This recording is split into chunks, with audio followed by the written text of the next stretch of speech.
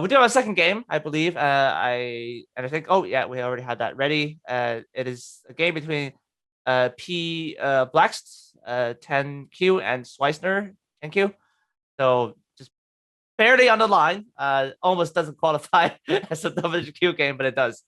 And I believe that this game is also from the WHQ tournament. So thank you for sending those in, and that will be our second view of the night. Let's take a look. So the first thing I've noticed is so at this point, think all of these moves are pretty much pro level. Also, this jump out is very good shape. Wait. Is this really a WQ game? Can I check really quickly? Looks like one of my own games. Is that from like Open Board One or something? No, I was kidding. Yeah, but then actually we do see something happening here. So I'm intentionally going over the sequence kind of slowly to get everyone to look at how this sequence played out. So I want everyone right now to look at the sequence and think about like what do you think about this sequence? Is it good for white? Is it good for black? What did both players get from this sequence? So I want you to pause and think about that for a little bit. Oh, you can't. Well, it's a stream, so you can't. I mean, yeah, you can pause your thoughts, but not the video. No, of course, if you're watching this on YouTube later, you can pause.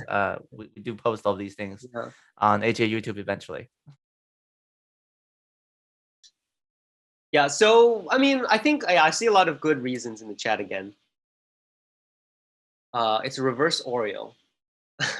Okay, so yeah, so white has stones on either side. That's great. And black has too many stones in the same position. And this is definitely not a good idea, right? So we should easily conclude that this is better for white. So what went wrong here, right? If you know that this is better for white, so what went wrong here? Was it the attachment, or was it the moves after, or was it a combination of both of those things? So if you think about that, and if you're following the my way of thinking, then this should help you a little bit when you're reviewing your own games, right? Because when you review and you realize, okay, this something like this happened, and then you're looking at this position, you're like, okay, well, maybe I did something wrong. Okay, so then you go back and think, okay, well, this has got to be okay, right? I'm just jumping out here. White is just making some of their own territory there. This is all fine. So is it the attachment, or is it really, or is it some moves afterwards, or is it just a combination of everything? It can't be every move that was wrong, right? Yep. So it's actually not exactly the attachment. The attachment, although generally you don't want to attach to your opponent early on, but it's really this move right here. It's the block move here at H17. Yeah. So this move is, it's just too close. Like if you think about this move, right? On the side, right, there are two black stones standing up to each other, right? So think about this. So if I have an empty board, what would be a comfortable position for black if I have two stones standing up to each other and facing each other? So, conveniently on the bottom side of the board, we see two white stones standing up. So why don't we just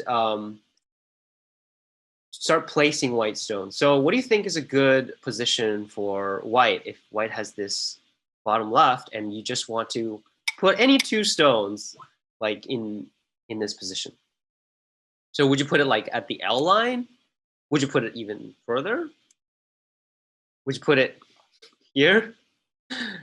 or would you put it like, I don't know, here? Or are you going to be more safe and you're going to put it here?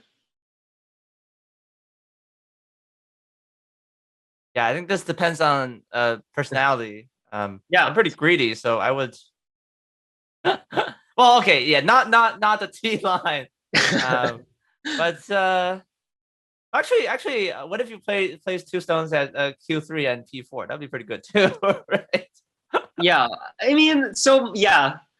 So I mean, I think any answer kind of like something that you might have memorized is that if you have two spaces, then you want to extend three stones, right? That's like a general thing that we like to remember because it makes a lot Yeah, of sense. Your opponent can't really invade. It's better than a two space extension, but you don't want to extend four because it's going to be invadable, right? But now we're talking about like two stones standing up against each other, expanding to yourself, right? So you can think, okay, if I have 1, 2, 3, 4, 5 lines, and I extend out to the K line, okay, my opponent might invade, but it's going to be pretty hard for them to invade comfortably, and I can expand very well, right? So, but actually, we can. The truth is, we can expand a lot further than that. So you can even put something here. Um, but generally, if it's that far away, you would want to place another stone in the middle. So actually, thinking about these hypothetical situations help you a lot when you're devising what to do, right? If you want 5 spaces, then you're going to try to play the moves that's going to give you the 5 spaces, right? So if I were white and I was extending out, I'm comfortable with 5 spaces, then I can just extend the 5 spaces, and that would make a lot of sense, right? But no matter what you picked here, to answer my question, I don't think anyone would pick these two moves. I think that should be safe to say, right? You would never want to play two moves very close to each other in not let alone the opening, but even in the mid game or any other situation. This would not be a very efficient shape to have. right. Yeah. So from basic principles, we can tell that this is generally not a good strategy for black. Okay, well, so now we know about that. I'm having trouble going back on OGs. That's why you're seeing like a bunch of moves on this. But okay, now we're back. While we do that, we have a quick question from the Twitch chat. So as you have explained just now, the placement of those two, rather those 4 black stones on the top side is not good. But the question is, like in general, the bamboo joint is good shape. When we learn about shapes, when we talk about bamboo joints, and Mm-hmm. these are good connections. So the Yes. question is this an exception due to this just being the opening and the board is still open? Mm-hmm. Great question, and thank you for articulating that. Yeah. So why is a bamboo shape a good shape? And I already see some answers in the chat, right? It's a good way to connect, right? So it's only a good shape if your opponent has basically both of these moves. So I go to the edit tool again. So only if white's got both sides, stones on either side of the bamboo joint, and you're threatened to get cut, right? That's really the only case, right? So yes, it depends on what you're talking about, right? So if you're trying to connect, then it is, but that's not what we're doing. So another way to think about this is that you can think about relative shape, right? A bamboo joint requires white stones exactly where I placed at G18 and G15 in order for that to actually be a good shape. But if you just make a bamboo joint by yourself, if you think in terms of efficiency, I can do 2 space extensions on the third line, and it would be impossible for my opponent to cut it off on the third line. You could try, actually. It's actually a really good exercise for all the players. So if you're just try to cut this if you're white, and you can see if that it won't work. Now, if you're playing 4 moves and you're playing even closer than what you can achieve with 2 moves, then that is a very inefficient way of playing because you're achieving a very little with 4 stones while you could have achieved more with just 2 stones. So yeah, that's I hope that answers that question. Now, what can black do to make this better? Attachment is not the best move, but I don't really think it's as bad. So right now, black should actually try to go to the middle. Because first of all, it goes actually quite well with the F13 stone. It makes the group a lot better. And right now, black's stones are in the middle of white stones, right? So I see black playing H17 as basically a way to make this group alive. And that's pretty much what black was trying to do later on in the game.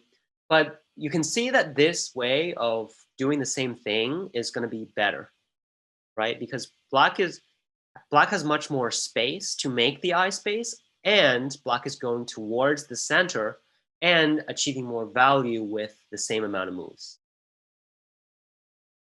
Yeah. So that's I spent quite a long time on shape again, but then I think, this sort of shape thinking is very important. And if you really understand what I'm talking about just now, you can actually review your own games, no problem. You can even just take a look at any of your own games, and you could just realize that, what you're doing wrong, or if you're doing something wrong.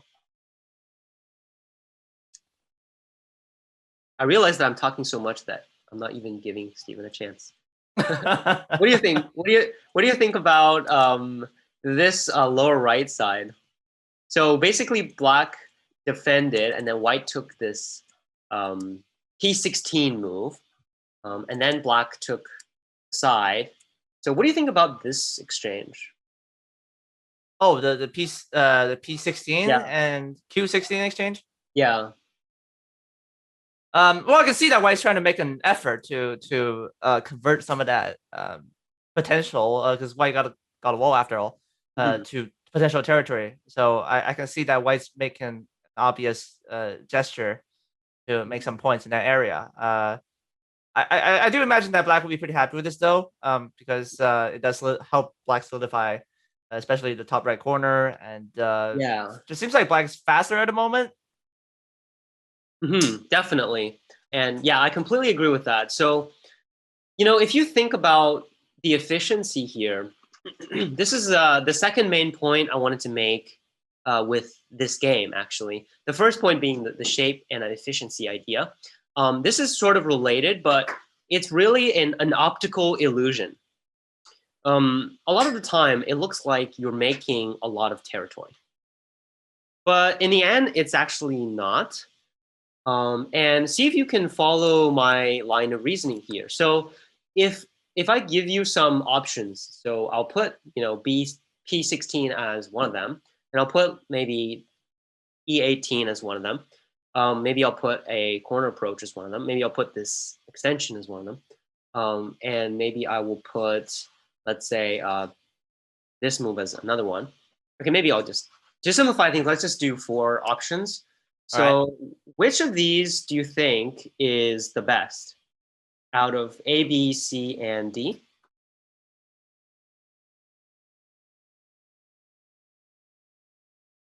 We did put up a poll for this one. We did a lot. Yeah, we should have enabled Wait, polls. I guess. Oh, but actually, yeah, the replies are coming in very quickly, so I think we already see a majority opinion. Oh, actually, no, it's looks like okay. It yeah, seems like majority. We have like 5. We have 5 C's, and I think 3 of them are D's now. Okay. Oh, you can, yeah, if you wanted to. We, for those of you who weren't here last night, we Eric and Jeremy played Coligo for like what 3.5 hours, and we we set up polls like the entire way for like each and every single one of the moves. Oh, but yeah, the poll's up, so I think most of us just burnt out from like having to vote in the polls. I mean, it's okay. I'm getting a lot of information from the chat. Yeah. And I do believe that results are coming in. Oh, most of you, it seems like as soon as I said that, it's gonna be a closer race. But okay, not quite. I think yes. I think most people are definitely still picking C as the corner approach as the option, and then or a few of you were picking the side extension, the D. So that pretty much sums up the general opinion. Yeah. C and D are just generally going to be bigger, right? You don't even have to read out any moves. All you have to look is like, okay, if you look at every single quadrant of the board, like top left, top right, bottom left, bottom right, I think you should be able to tell that, bottom right is the most emptiest part, right? In the opening, you just want to go there. If nothing is going to die, you should just go to the most empty part of the board. Okay, that's I hate to say general rules, but I think if you're a WDQ player, there are some protocols you should have in your mind, and I think this is one of them. Like in the opening, don't keep spending moves in one place, and you should always play in the open areas. So, okay, Oh, I have another one. I have another one. So yes. every time you play a move, right? If you think it's gonna be a bad move, don't play it. Like let's play a good move, right? Like every But time how do you? you have these thoughts that creep into your head, like, oh, I'm gonna play a bad move. Just play somewhere else, play a better move, and like that, you become non-professional. No, That's a very circular argument. If you yeah, thanks for if coming to you know. my private lesson, everyone. Yeah, if you know it's gonna be a bad move, then don't play it. Okay. Yeah. No, um, it's useful sometimes. well, if you magically know, then don't play it. Yeah, I Yeah. mean, like, yeah. So if you play like this approach, if you play this approach, if you play a 3/3 invasion, a lot of people like to play that nowadays. All of them would be fine. I mean, they're like, I don't really. If you play anywhere, okay, if you play here, I'm not going to be very happy. But if you play anywhere in this bottom right corner, then I think it's fine. So that's the main idea here. If you play A, that's just still playing in a place where you're just continuing where there's a lot of stones. B is actually a very big move because it protects the corner, but a lot of people mentioned, yeah, it was too early, so it's not an urgent move at this moment. Right. D is also okay. So any of C and D would be I'm okay with. Now the other concept I wanted to get to is like this one. So how many points is white making here? It only looks like that you're making a big territory. So I think it's really important to realize that you're making territory with influence. And immediately when you see this in the opening, you know it's going to be a bad move because, well, you can just continue getting whatever you want. Okay, you can keep making this, Right. and it's going to be small. You're going to lose because you're making 5 points per move. You're giving black the rest of the side. Why are all of these black stones better than white? So I'm gonna try to mark all of them. So we had 4 triangle exchanges that happen. So why are all of these white stones not as good as any of these black stones? Or in other Even though words, it looks like why is this square not larger than the other rectangle? so I mean, it looks like the territories are the same, right? If I could count the territory and I can tell you they're probably about the same.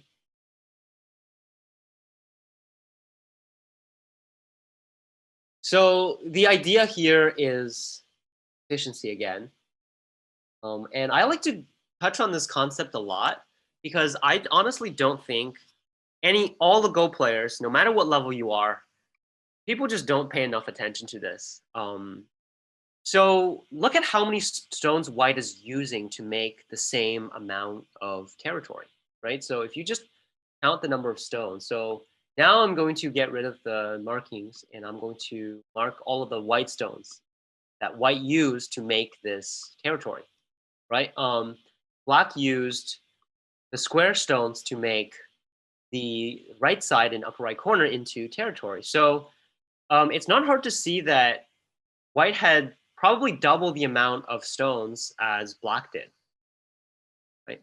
So Go is not a game where you just see, oh, it looks like I'm making a big territory. I just keep making the territory.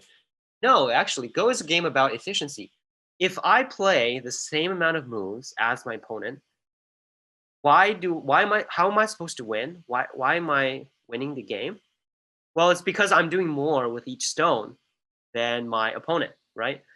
This is something that you're supposed to realize after you learn the rules. So after you, technically, if you're a 30Q player and you know the rules, you're supposed to know this concept because it's actually a very simple concept that follows from just the basic rules.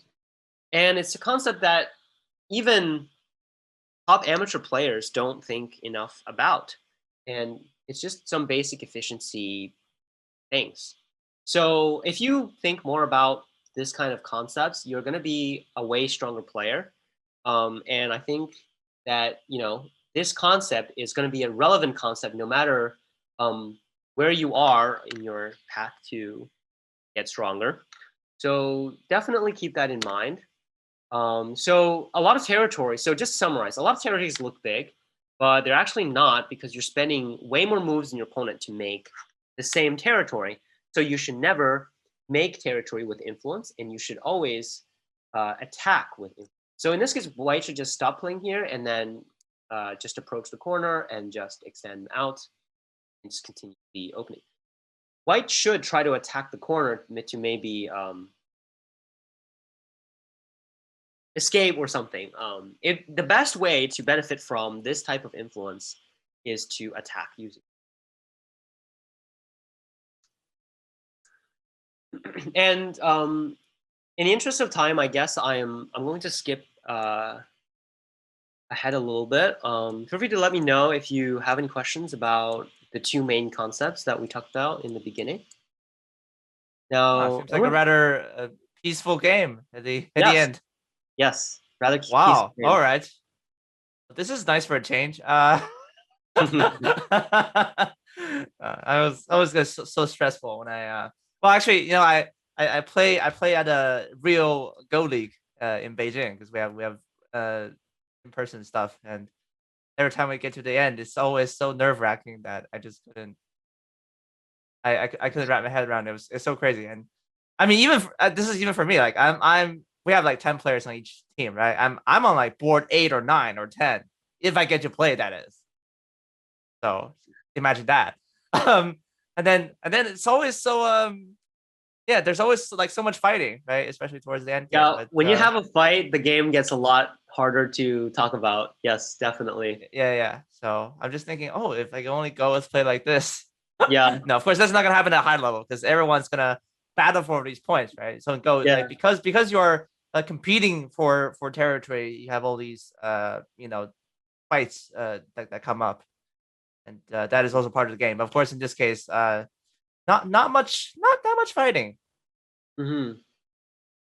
And the game was extremely close at the end. It looks like white won by 1.5, if I am looking at this correctly. Oh, Right? really? But if you look at this game, there's a very big problem about this Okay. game. Um, so I want everyone to take a look at this game and tell me what the problem is.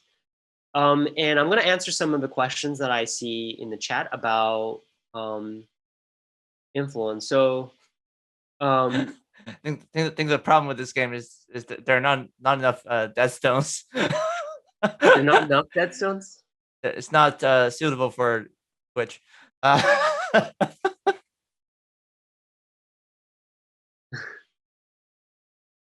Yeah, no, in general, in general, if you play a game on Twitch, you gotta die a little bit more just for the audience. I see. Well, these guys don't know they were playing for Twitch. Yeah, but now there is something that can be perfect for Twitch, and it's hidden somewhere right now. Yeah. And I think if I remember correctly, you said that white won by 1.5 points, right? Correct. Okay, so that's good information. I think if black had won by 1.5 points, then it would be less epic. All Yep. right. So as Steven hints, there's something that black can do. Because Right. white won this game, and black could have done something that would change game. I'm getting a few coordinates from the Twitch chat already. If you're thinking about, fighting or playing safely, there's no general rule for that. So don't go and read up books on like just one tactic, because you actually need both in pretty much any situation. Like, so I don't think like there's any good general way to deal with it, but we all develop our own style. So I would just say go with what you want to do and practice it when you play them. Um, yeah, so it looks like a lot of people have found it already. So yes, and that is correct. So if black, so I wonder if the black player is watching this right now, because maybe they're gonna regret it a lot, because yeah, this Atari is a very devastating weakness. Right? It's the thing I was talking about with cutting points. Um, you have to look at your own cutting points. And yeah, right now, if white connects, black obviously just cuts this, and there's no way for white to save this. Okay, you might wonder, okay, maybe white can make a ko, but white only won by a little bit, and black is also going to have ko threats. So either way, black would have managed to win the game. Yeah. Yeah, this gonna be one hell of a fight to end the game. Yeah, this is definitely Imagine if everything very went so intense. peacefully, and suddenly there's this game that there's this code that determines the outcome of the game all of a sudden. It's going to be an extremely intense co-fight, right? But it looks like black would definitely have the edge here, because um, black will have more. So looks like white has one more co-threat here, and black is going to have more threats here. Basically, black can get whatever, because black only Right. needs 2 points to get the game back. And I think black could definitely gain 2 points. Even capturing O12 would be 2 points. Yeah. So at the end of the game, I mean, you gotta look, right? So if you do something and it doesn't work, you don't actually lose points. Remember that if you play a move inside your opponent's territory, and they have to play another move back, then you don't lose any points, right? They gain 1 point from the extra deadstone, but then they lose a point from their move. So you don't actually lose any points. And in AGA rules, if you play a dead move, your opponent still has to pass. So in AGA rules, you literally never lose points even if you play inside your opponent's territory, even if it's a gote move. So in some other rule sets, if you play a move and your opponent doesn't have to respond, then you actually do lose a point. But in AGA rules, you don't lose a point, Because because it's area scoring, right? right. So So area yeah. scoring. Um, in AGA rules, you have to give a stone, even though it's point scoring, but you still have to give your opponent that stone. But in Japanese or Korean rules, then you wouldn't be able to do something like that. So um, yeah, but generally you should try, because chances are if you play an Atari move, they can't just pass or ignore you, right? So if it works, then you're just going to do something. You're gonna maybe win the game. But if it doesn't work, then it's still okay, because it was your opponent's territory anyway, right? And the second piece of advice would be just pay attention to your cutting points. Don't let your opponent do something like this, because if the game is close, um, you're gonna lose. Yeah, as Wayne Gretzky said, you miss 100% of the shots that you don't take. Yes. But it's just like so if black manages to capture like this, then you say the outcome will be flipped, right? Exactly. Yeah. So it used to be like white would win by 1/2 points in the actual game, but in this case, black would gain more than 1/2. So this case actually makes a difference. Yes, black would definitely have won the game. Yeah, that would have been the game decider, actually. Um, Yeah, and imagine uh noticing that after both of you pass. I actually have done that before. So I've actually died a group once when I was filling dame or neutral points, and my teacher was so mad at me that he took me to like a small black room with no light, and he Oh, was basically he was basically talking to me for 10 minutes in that small room. So I to make sure I remembered not to make any mistakes near the end of the game. I mean, it worked. So don't do this unless you want me to take you into that small black room, and we're gonna spend 10 minutes together in that room, and I'm gonna make sure you don't we make should mistakes. make sure that we have one of these rooms in Estes Park next year. Yeah. So We're not gonna we're not really gonna tell the organizers for what purpose, yeah, but we in need to the set up a next separate room. Congress, it's gonna be Ryan's room, okay? And I'm gonna make sure it has no windows. Oh, okay.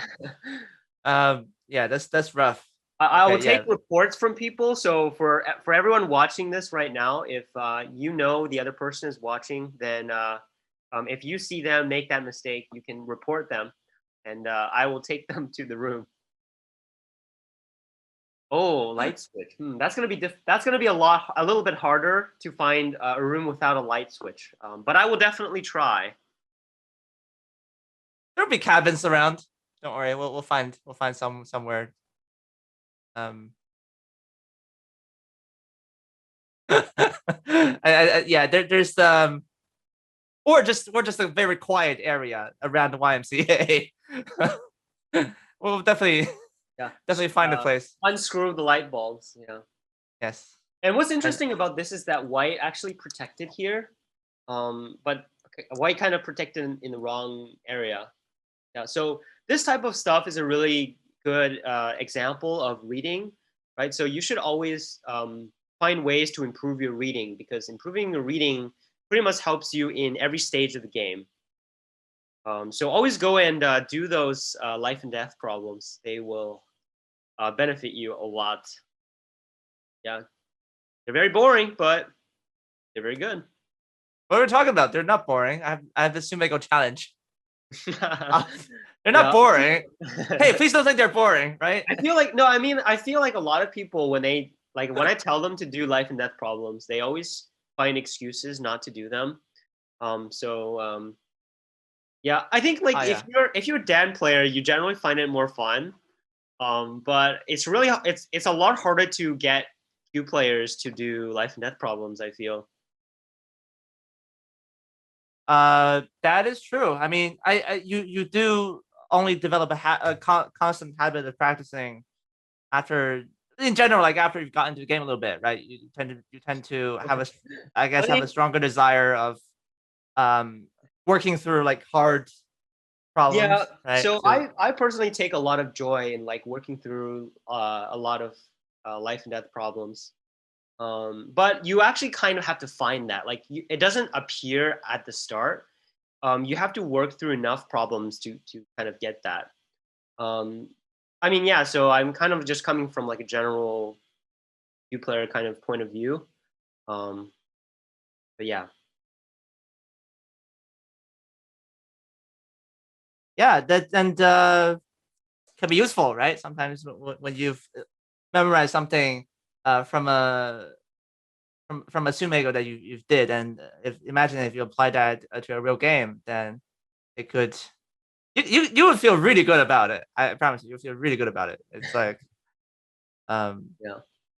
like for example, imagine if you did one Sumego like this, and then in an actual game you play it out and actually like reverses the outcome of the game in a nice direction for you. And and this is the That's gonna best feel example. amazing.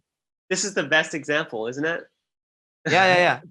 If you play this move and actually just won the game, how would you feel, right?